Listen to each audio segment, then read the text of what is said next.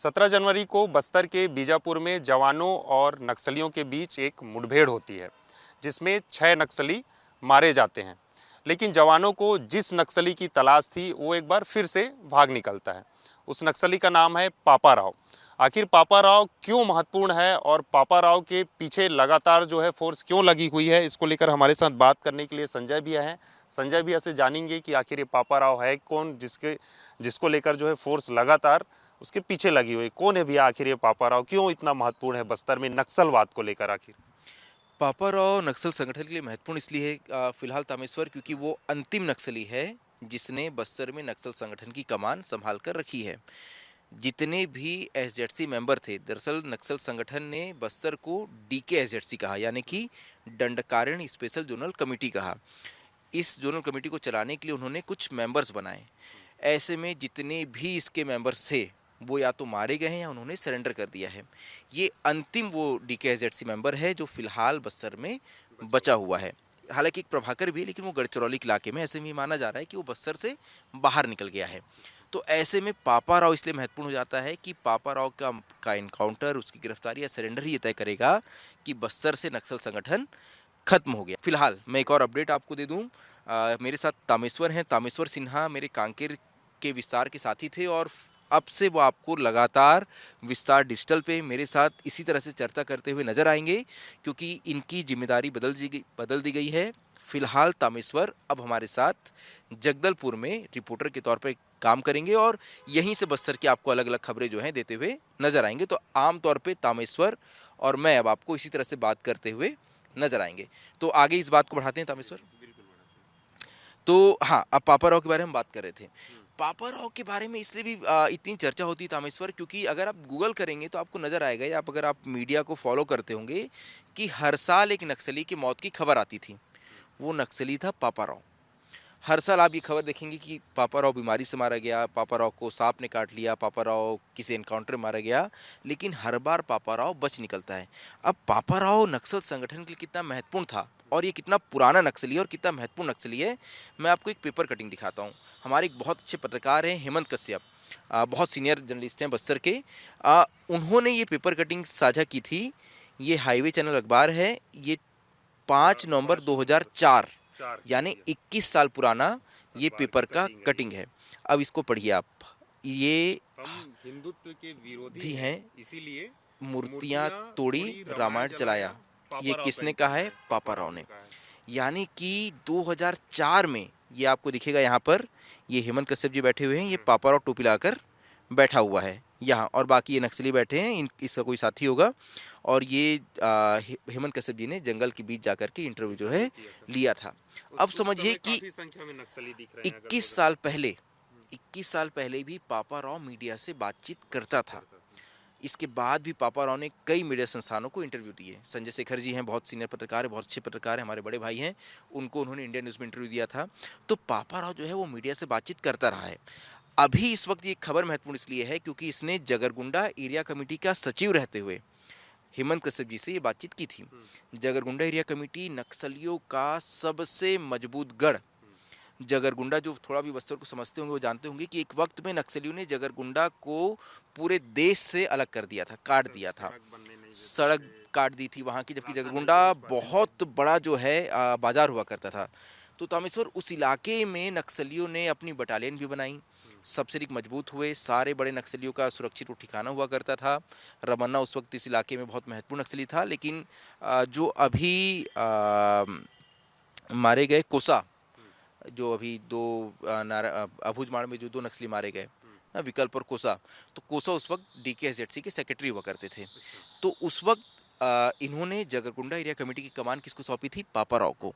और पापा राव का तभी इतना बड़ा था कि इतनी हैरार्की के बावजूद वो मीडिया से बातचीत कर पाता था। तो उस वक्त जो है, ये हालांकि बहुत विवादास्पद ये खबर है। अब सोचिए, आज इस खबर पे हमको अलग से कभी हम इस पे खबर करेंगे। ये क्या बोल रहा है पापा राव? हम हिंदुत्व के विरोधी हैं, इसलिए मूर्तियां तोड़ी, रामायण जलाया। आप सोचिए, आज अगर ये थोड़ा हिंदूवादी संगठनों को और राइट विंग के लोगों को अगर ये खबर की कटिंग मिल जाए तो कितना बड़ा मुद्दा बनेगा। वो क्या कह रहे हैं कि नक्सली तो पहले से हिंदुत्व के विरोधी हैं। और इसमें आगे इन्होंने लिखा है कि इन्होंने विरोध किया है आदिवासियों के धर्मांतरण का। धर्मांतरण किस चीज़ में? वो ये कह रहे हैं कि आदिवासियों को हिंदू बनाना धर्मांतरण है। आज दूसरा चीज चल रहा है। आज दूसरा चीज़ चल रहा है, आज तो आदिवासियों का किसी और मुद्दे पे जो है विवाद चल रहा है। हालाँकि बहुत विवादास्पद मामला है, तो कभी इस पे आराम से बातचीत करेंगे। लेकिन तब भी सोचिए पापा राव ने कितना महत्वपूर्ण अपना कद बना के रखा था कि मीडिया से वो बातचीत करता था और इस मामले पे उसने अपनी बात रखी है। बहुत लंबी खबर है ये। पापा राव बस्तर का ही आदिवासी है। पापा राव का असल नाम है सुन्नम चंद्रैया, ऐसा कुछ इसका नाम है। और ये किस्टार, सुकमा जिले के किस्टाराम थाने के निर्मलगुड़ा गांव का रहने वाला है। तो लेकिन इसके नाम से लोग कई बार कन्फ्यूज होते थे कि यार ये तेलुगु होगा या ऐसा कुछ होगा। तो इसके पास बहुत सारी जिम्मेदारी भी थी। एसजेडसी मेंबर ये था, लेकिन जगरगुंडा एरिया कमेटी में इसने अपने आप को साबित किया, इसने संगठन को मजबूत किया। इसके बाद इसे भेज दिया गया पश्चिम बस्तर डिवीजनल कमेटी के क्षेत्र में, यानी कि बीजापुर का गंगालूर के आसपास का वो इलाका और टाइगर रिजर्व का वो इलाका, जहाँ पर नक्सलियों ने सबसे बड़े कैडर्स भर्ती की फैक्ट्री चालू की। उस इलाके को नक्सलियों की यूनिवर्सिटी भी कहा जाता था। सबसे अधिक नक्सली अगर किसी इलाके में भर्ती हुए तो उसी इलाके में भर्ती हुए। ये कौन सा इलाका था? ये इलाका जो है, इसे आप ऐसे समझिए, आप जब बीजापुर जाते हैं तो बीजापुर जाने के बाद आप लेफ्ट करते हैं गंगालूर के लिए। गंगालूर से जो बैरड की पहाड़ी के नीचे का जो इलाका है, इस इलाके को इन्होंने अपना पश्चिम बस्तर डिवीजनल कमेटी का क्षेत्र कहा। हालांकि इसमें टाइगर रिजर्व का इलाका भी आता है, लेकिन मैं स्पेसिफिक बात कर रहा हूँ बैरड की पहाड़ी के नीचे का गंगालूर क्षेत्र का इलाका। इस इलाके में बहुत सारे नक्सलियों की भर्ती जो है संगठन द्वारा की गई। तो उस इलाके का इंचार्ज कौन है? उस इलाके का इंचार्ज है पापा राव। इसके अलावा अब ऐसा कहा जा रहा है क्योंकि नक्सली लगातार मारे गए हैं, तो पश्चिम सब जोनल ब्यूरो नक्सलियों का जो है उसका इंचार्ज भी इसी के पास है, उसकी जिम्मेदारी। और साथ ही दक्षिण सब जोनल ब्यूरो की जिम्मेदारी भी पापा राव के पास ही है। क्योंकि जो मैंने कहा कि जब नक्सल संगठन की साल की शुरुआत 2025 की शुरुआत की जाए तो लगभग इनके पास जो है 16 या 17 सीसी मेंबर्स थे और इसके अलावा लगभग 20 या 22 एसजेडसी मेंबर थे। उनमें से लगभग सारे मारे गए, सभी ने सरेंडर कर दिया। ऐसे में अब इनके पास जो है बमुश्किल ये एक ही नाम बचा है। इसके अलावा जो मैंने बताया कि प्रभाकर एक है जो गढ़चिरौली के इलाके में है, एक मासा है वो मुझे नहीं पता कहाँ है, केसा है जो डेवा के नीचे था, बटालियन को लीड करता था, वो शायद एसजेडसी नहीं बना होगा, लेकिन क्योंकि बहुत सारे पद वैकेंट हैं तो हो सकता है कि उससे भी एसजेडसी बना दिया गया हो। इसके अलावा देवजी है, देवजी क्योंकि नक्सल संगठन का प्रमुख है फिलहाल, वो बस्तर से बाहर निकल गया ऐसी लगातार खबरें आती है। वो तेलंगाना में हो सकता है, क्योंकि जब देवा की गिरफ्तारी हुई, जब मैं देवा से बात कर रहे हैं तेलंगाना गया, तो उसने एक बात कही कि वो बीते 2-2.5 महीने से करीमनगर में था और वहीं से पुलिस ने उसे गिरफ्तार किया। तो ऐसे में उसका ये भी कहना है कि हिड़मा भी वहीं था, देवजी वहीं था और बाकी सारे नक्सली भी जो है उस इलाके में थे। तो ये माना जा रहा है कि जैसे ही 2025 के मई महीने के आसपास ऑपरेशन बहुत तेज किए गए, अधिकांश जो बड़े नक्सली हैं वो छत्तीसगढ़ से निकलकर वापस तेलंगाना चले गए थे। जो नक्सली बचे थे वो एनकाउंटर्स में धीरे धीरे करके मारे गए। तो ऐसे में पापा राव महत्वपूर्ण इसलिए है तामेश्वर, क्योंकि पापा राव की गिरफ्तारी या उसका एनकाउंटर ये तय करेगा कि पुलिस ये क्लेम कर पाए कि अब बस्तर जो है वो नक्सल मुक्त हो गया है। हालांकि आज जब क्योंकि जो जिस ऑपरेशन का आपने जिक्र किया शुरुआत में, जिसमें 6 माओवादी मारे गए, उसमें एक बहुत बड़ा नाम था दिलीप वेड़जा, जो टाइगर रिजर्व क्षेत्र का इंचार्ज था। ऐसे में टाइगर रिजर्व क्षेत्र का इंचार्ज मारा गया दिलीप वेड़जा, जो पापा राव का सबसे खास कमांडर था उस इलाके में। उसके साथ अन्य 5 नक्सली मारे गए। पिछले साल नवंबर 2012 नवंबर को 2025 में इसकी पत्नी निर्मला मारी गई 6 अन्य बुचन्ना और बाकी लोग के साथ। ऐसे भी इसके आसपास की जितने भी नक्सली हैं जो इसके साथ ही थे, वो एक एक करके मारे जा रहे हैं। उसकी पापा राव की उसकी पत्नी मारी जा रही है, उसके साथ ही मारे जा रहे हैं। पापा राव के पास मुश्किल 4-5 लोग बचे होंगे। अब उसके पास बहुत ज़्यादा रास्ते तो नहीं हैं। दिलीप वेड़जा के बारे में बात करें तो दिलीप वेड़जा जो है वो भी बहुत महत्वपूर्ण नक्सली था। कुछ दिनों पहले आपने देखा होगा कि हमारे बड़े भाई हैं रानू तिवारी, बस्तर टॉकीज वाले, उन्होंने दिलीप वेड़जा के घर जाकर उसके परिवार से बातचीत की थी और बातचीत में उसके परिवार ने बहुत मार्मिक अपील की थी कि आप वापस आ जाइए, आप वापस आ जाइए और हम जो है यहाँ खेती बाड़ी करके रह लेंगे, लेकिन आप संगठन में मत रहो। लेकिन क्योंकि पापा राव जैसे बड़े नक्सली का दबाव था, ऐसे में वो वापस नहीं आ पाया और आज देखिए 10 दिन के अंदर ही जो है एनकाउंटर में मारा गया। उसका बेटा जो है वो पढ़ाई करता है बिलासपुर में, उसकी 2 बेटियां हैं और एक बेटी तो जो है उसने इसलिए पढ़ाई छोड़ दी कि अपने घर परिवार को चला पाए। बहुत ही सामान्य एक आदिवासी परिवार जैसे ही गरीब परिवार है वो। तो यही स्थिति बाकी नक्सलियों की भी है। तो ये पापा राव आने नहीं दे रहा है, ऐसा है क्या भैया? देखिए, मतलब उस पापा राव संगठन में इतना अनुशासन है, नक्सल संगठन में, कि कोई भी नक्सली बिना अपने बड़े नेता की इजाज़त के वापस नहीं आता है।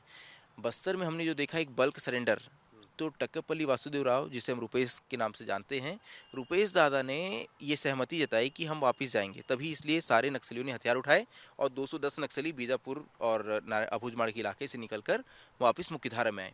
उसी तरह से आपके इलाके में भी, कांकेर में भी जो है लगभग 60 नक्सली जो है वो जंगलों से बाहर निकले। तो राजू सलाम और राजमन लोग का इसमें सीधे तौर पर ये था कि उनका निर्देश था कि आप हम वापस जा सकते हैं मुख्यधारा में। ऐसे में इन बड़े नक्सलियों का कद जो है वो बहुत महत्वपूर्ण हो जाता है। यही वजह है कि जब पापा राव नहीं चाहता था कि आप वापस जाइए, यही वजह है कि पहले उसकी पत्नी मारी गई और 6 नक्सली पहले मारे गए इनकाउंटर में। इसके बाद अब तो उसका दिलीप वेड़िया सबसे खास कमांडर मारा गया, लेकिन पापा राव फिर से बचकर निकल गया हर बार की तरह। फिर से निकल गया। मतलब ये हर बार जो पापा राव सांप, बिच्छू, सुगर से मरने की बात जो सामने आती है, अभी भी जवानों को उसकी तलाश है, वो जिंदा है अभी भी, और वो अंतिम नक्सली है जो पहले मरने की खबर आती थी लेकिन वो अभी तक जिंदा है। ये बहुत महत्वपूर्ण है भैया। ये हाँ, देखिए, ये बहुत महत्वपूर्ण है कि एक नक्सली इसके मरने की खबर लगातार आती थी, वो मरा नहीं, वो अब तक जिंदा है। और उसके साथ कितने नक्सली थे वो सारे मारे गए या गिरफ्तार हो गए, सरेंडर कर दिए। हिड़मा, देवा दोनों ही उम्र में पापा राव से छोटे हैं। हालांकि हिड़मा का कद बहुत तेज़ी से बढ़ा और वो सीसी मेंबर बन गया, लेकिन पापा राव का भी कद लगभग, उसके पास जो जिम्मेदारी है तो वो सेंट्रल कमेटी मेंबर के बराबर ही है। पापा राव के पास बहुत बड़ी बड़ी जिम्मेदारियां हैं। ऐसे में आप ये देखिए कि पापा राव के रहते हुए ये जो पूरा संगठन था, इतने बड़े बड़े नक्सली इसमें थे, सब बिखर गया। सब या तो मारे गए या फिर वो सरेंडर कर देते हैं। पापा राव बच जाता है। पापा राव अभी भी जंगलों के अंदर है। अभी भी जब फोर्स का इतना दबाव है, लगातार अपील की जा रही है। अच्छा, पापा राव का एक बेटा भी है। पापा राव का एक बेटा है, लगातार हमारे संपर्क में रहता है, बातचीत होती है। वो भी कहता है कि पापा वापस आ जाएं तो अच्छा होगा। हमने कुछ बातचीत भी की थी, उसे कुछ कारणों से नहीं डाला था क्योंकि अभी वो पढ़ाई कर रहा है। कुछ निजता वाली बात भी होती है। हम कोशिश करते हैं इस बात की कि किसी की निजी ज़िंदगी पे ना, किसी के पिता ने क्या किया इसका हर जाना, हाँ, उसका बेटा तो जो है ना भुगते। तो लेकिन वो भी चाहता है दिल से कि उसके पिता जो है वापस आ जाए। हर बेटा ही चाहेगा, हर बाप भी चाहेगा कि मेरा बेटा वापस आ जाए। तो ये कहानी तो हर संगठन में है। तो उनका बेटा भी है पापा राव का, वो भी पढ़ाई कर रहा है, वो भी मतलब मुख्यधारा में जुड़ा हुआ है। इनकी थोड़ी शादियों को लेके भी कई बार विवाद रहा है। 2-3 शादियों की बात आती है इनकी ना। इससे पहले वाली पत्नी मारी गई, फिर निर्मला इस बार मारी गई।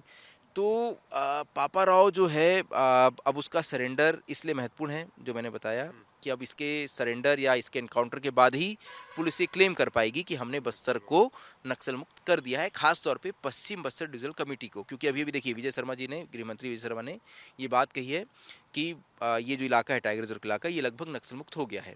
ऐसे में जो अंतिम नक्सली है दिलीप वेड़िया था, जो इस इलाके के इंचार्ज था, उसकी टीम मारी गई।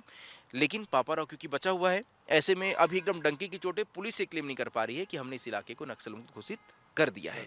तो पापा राव का इसलिए पकड़ा जाना या एनकाउंटर जो है पुलिस के लिए इतना महत्वपूर्ण है। या फिर पुलिस जो है लगातार ऑपरेशन भी तेज करेगी, क्योंकि नक्सलवाद का जो खात्मे का डेडलाइन है वो पास भी है, फिर तो ऑपरेशन भी बहुत तेज होंगे। जिस हिसाब से हम देख रहे हैं अभी 6 नक्सली इसलिए मारे भी गए हैं। इस पे एक अंदर की भी बात यह है कि हो सकता है कुछ दिनों में पुलिस बात को जो है सार्वजनिक करे। एक प्रस्ताव भेजा गया पुलिस के द्वारा कि जो समर्पण की डेडलाइन है, देखिए नक्सलवाद के खात्मे की डेडलाइन क्या है, 31 मार्च 2026, जिसमें अब तो हर की सरकार ने इस बात को कहा कि हम चाहते हैं कि उस वक्त तक नक्सलियों का आर्म्ड कैडर यानी हथियारबंद नक्सली जो है वो खत्म हो जाए। क्योंकि मैं तेलंगाना भी रह के आया, वहाँ तो इनकी विचारधारा बहुत मजबूत है। वहाँ हर गांव में बड़े बड़े स्तंभ जो है नजर आएंगे। जैसे हम लोग इस वक्त जहाँ खड़े हैं, देखिए ये अमर जवान स्मारक है, और अमर जवान ये स्मारक है। यहाँ पे आपको ये नाम नजर आएंगे। लगभग 1095 जवानों के नाम है यहाँ पर।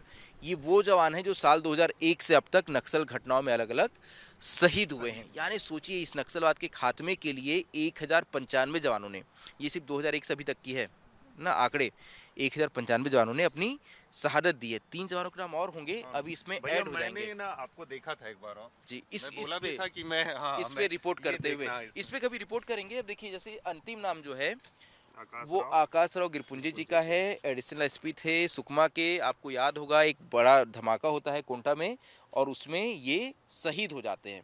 इसके बाद आपको याद होगा बीजापुर में भी एक एनकाउंटर हुआ था जिसमें 18 माओवादी मारे गए थे, उसमें 3 जवान शहीद हुए थे। तो वो 3 नाम भी यहाँ जोड़े जाएंगे, लेकिन यहाँ जाकर ये दीवार खत्म हो जाती है। अब आप ये समझिए कि क्या ही वो कैलकुलेशन रहा होगा जब ये दीवार बनाई गई। मुझे याद है हम तो शुरुआत से रिपोर्टिंग करते हैं, ये आगे कहीं इसका जो है ये दीवार मतलब ये चिपके हुए थे नाम जो है जवानों के। जैसे ये एक स्मारक है, अमर जवान शहीद स्मारक है, ये संजो स्मारक दिखाना बड़ा ना, ये विशाल का स्मारक बना है। क्यों बना है? ताकि जब भी यहाँ से लोग गुजरें ना तो वो इसे देख के याद करें कि इतने जवानों की शहादत लगी। इसीलिए आप देखना कि देश के हर हिस्से में इस तरह के अमर जवान स्मारक जो है शहीद स्मारक बने हुए हैं। इसी तरह के स्मारक नक्सलियों ने तेलंगाना बना के रखे हैं। हर गांव में आपको इतने ही बड़े आकार के विशाल का स्मारक जो है नजर आएंगे। मैं रमन्ना के गांव गया था कल, वहां मैंने देखा कि रमन्ना उसके बड़े भाई का और जो 5 नक्सली उस इलाके में मारे गए थे उनका लगभग इससे आधे कद का स्मारक वहाँ गाँव के बीचों बीच बना है। तो वहाँ तो नक्सल विचारधारा खत्म नहीं हो रही है। तो यही वजह है कि फोर्स ने क्या कहा या फिलहाल सरकार ने क्या कहा कि हम चाहते हैं कि इनका आर्म्ड कैडर ख़त्म हो जाए। आप शहरों में बैठे, आप जो कर रहे हैं करिए, आप फेसबुक पे विरोध करते रहिए सरकार का, वो चल जाएगा, लेकिन आप हथियार लेके जंगलों में नहीं घूमेंगे। तो फिलहाल सरकार ने लक्ष्य बदला है। सरकार ने कहा है कि हम आर्म्ड कैडर को ख़त्म कर रहे हैं। 31 जनवरी इनके सरेंडर की आखिरी तारीख होगी। 31 जनवरी के बाद वो डोर नहीं खुला होगा कि आप उसके बाद आकर के सरेंडर कर सकते हैं। इसका कारण ये है कि ये जो बहुत ये ऐसा ना हो कि 31 मार्च के बाद जब देखें कि ऑपरेशन कम हो गया यार तो चलो हम उसके बाद चले जाते हैं या देखते हैं हम तब तक क्या हो रहा है, नक्सल संगठन ये सोच रहा है, तो ऐसा कुछ नहीं है। 31 जनवरी आपकी लास्ट डेट है, इसके बाद तो जो होगा वो इनकाउंटर ही होगा। तो इस तरह के एक प्रस्ताव फोर्स ने सरकार को भेजा। हो सकता है इसकी घोषणा जो है कुछ दिनों में सरकार द्वारा कर दी जाए कि 31 जनवरी लास्ट डेट होगी। पापा राव के पास भी 31 जनवरी का ही समय है। 31 जनवरी का ही समय है, लेकिन जो नक्सली बचे हैं उस बात को भी अपने को ध्यान देना चाहिए कि वो नक्सली सोच के बैठे हैं कि हम अंत तक लड़ेंगे। यही वजह है कि इतने जब बड़े नक्सलियों ने सरेंडर किया उसके बाद भी वो लोग ये कहते रहे कि हम अभी भी लड़ाई जारी रखना चाहते हैं। यही वजह है कि अब अगर जो गिनती के नक्सली हैं, चाहे यहाँ पापा राव की बात करें, प्रभाकर की बात करें, देवजी की बात करें, दामोदर की बात करें, तो ये गिनती के नक्सली बचे हैं यहाँ पर, वो वापस नहीं आ रहे हैं। अगर झारखंड की बात करें तो मिसिर बेसरा उसके साथ 2 सीसी मेंबर और अन्य टीम जो है लगभग 70 नक्सली वहाँ मौजूद है झारखंड में। तो बहुत कम नक्सली बचे, लेकिन जो बचे हैं वो अंत तक लड़ना चाहते हैं। और ऐसी केसा जो है अपने लगभग 100 नक्सली जो बटालियन के हैं उनके साथ दक्षिण के इलाके में मौजूद है। अभी मैं बीच में कहीं गया था, आप जो बात कर रहे हैं कि अंतिम तक लड़ना चाहते हैं, तो ग्रामीण ने कहा था कि हम मरने ही जो है घर से निकले हैं, हम मरने ही जो है घर से निकले हैं, हम क्यों सरेंडर करेंगे, ये उनका ऐसा कुछ कहना। बिल्कुल, आप ये समझिए ना कि कई ऐसे नक्सली जो 30-30 सालों से 40 सालों से घर से अपने दूर हैं, परिवार से उन्होंने कोई कांटेक्ट नहीं रखा, कोई बहुत लेविश लाइफ तो जी नहीं रहे हैं। उनको लगा कि एक क्रांति की भ्रांति थी उनके मन में, उनको लगा कि एक हम क्रांति कर रहे हैं और उसके लिए वो ये सोच के आए थे कि हमने हथियार उठाए, यानी कि एक गोली हमारे नाम भी लिखी हुई है। और ये सोच कर उन्होंने अपना पूरा जीवन जंगलों के अंदर काट दिया। कोई बहुत आसान जीवन तो मिलता नहीं है जंगलों के अंदर। तो वो नक्सली तो ये सोच के ही चल रहे थे कि हमारा अंत ये होगा, मरना ही है। उनको ये पहले से पता है इस बारे में। ऐसे में जब आज नक्सल संगठन खत्म हो रहा है तो कई बार ये बात आती है कि यार ये बाकी नक्सली सरेंडर क्यों नहीं कर रहे हैं। तो इसका जवाब देते हैं पुलिस के एक बड़े अधिकारी। वो कहते हैं कि नक्सली इस बात का ध्यान रखते हैं कि आखिर इतिहास इन्हें कैसे याद रखेगा। अच्छा, इतिहास आपको कैसे याद रखेगा, ये भी तो महत्वपूर्ण है कि आपने हथियार डाले या अंत तक आप लड़ते रहे। तो यही वजह है कि ये जो नक्सली हैं ये फिलहाल बंदूक लेकर जंगलों के अंदर घूम रहे हैं। ये सोचते हैं कि मर जाएं तो नाम जो है वो यही दर्ज हो कि हम तो अंतिम तक लड़े थे। तो ये भी एक बड़ा साइकोलॉजी जो है वो इनके पीछे काम करती है। और फोर्स भी मान के चल रही है कि अगर आप वापस आएंगे स्वागत है, रेड कार्ड बिछाएंगे आपके लिए, नहीं आएंगे तो एक गोली तो आपके लिए हमने बचा के रखी ही है। दोनों तरफ से एक गोली जो है सबने बचा के रखी है। लेकिन हाँ, बस दुखद वही होता है कि जब ये बड़े जो आइडियोलॉजी वाले लोग हैं, बड़े नक्सली लीडर जो हैं या जो बड़े प्रोपोगंडा वाले लोग हैं, ये जब सरेंडर कर देते हैं उनको बचाने वाले नक्सली मारे जाते हैं। जैसे रानू भी ऐसे हमारी वही बात हो रही थी कि दिलीप वेड़जा के परिवार से मिल के आए, भाई पारिवारिक पृष्ठभूमि देख के लगा कि वापस आ जाए, वापस नहीं आ पाया, मर गया। जिसने उसे रोक के रखा वो बच गया। अब अगर पापा और सरेंडर कर देगा तो ये मलाल तो लोग के मन में रहेगा ना कि यार क्या पता दिलीप भी वापस आ जाता, वो तो आखिर बस्तर का आदिवासी था। तो ये मलाल तो रहेगा। जब हमने कई ऐसे नक्सली देखा के बचाने के लिए बस्तर में यहाँ आदिवासियों ने गोली खा ली, उनके संगठन नीचे वालों ने, और वो तुरंत निकल के जाते हैं, तेलंगाना जाके सरेंडर कर देते हैं। तो इस तरह की एक तस्वीर भी ना आए, बिना खून खराबे की भी अगर कोई रास्ता निकलता है तो निकाला जाना चाहिए। तो ये संजय भैया थे, बता रहे थे कि किस तरीके से जो है पापा राव कितना जरूरी है बस्तर में जो है नक्सलवाद को लेकर।